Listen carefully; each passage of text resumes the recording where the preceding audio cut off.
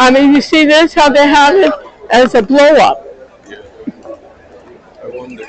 I know, but you probably could order, if they have the body, you could order the head as blow-up. This is the only way where they have a lot of people. And then they have these. Remember the little booths here? And right. And they have some water. Want some water? Yeah, let me go inside.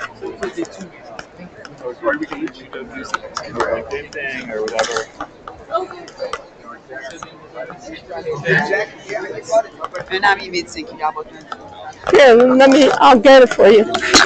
Yeah. You don't want to come in and sit down? Okay. Here.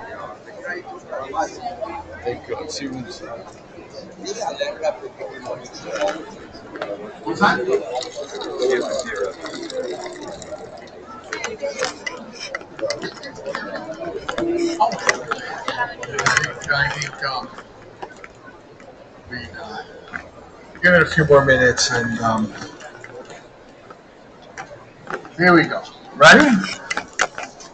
Okay, so my title is called The Revolutionizing the Future of Surgery.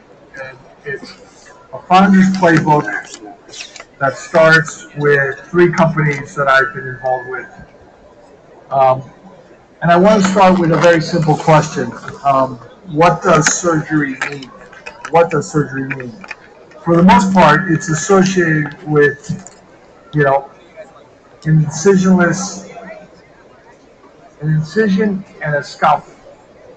That's how we've always known surgery to be. There's always an incision and there's also a scalpel, and we do something to our patient.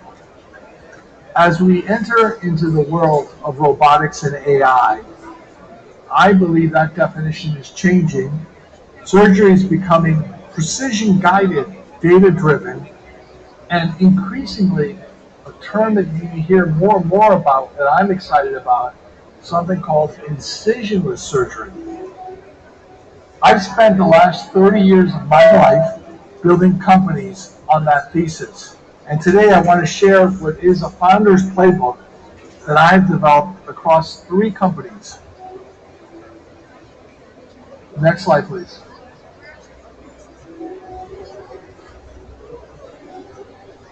If we can click again. I want to start with a video. No?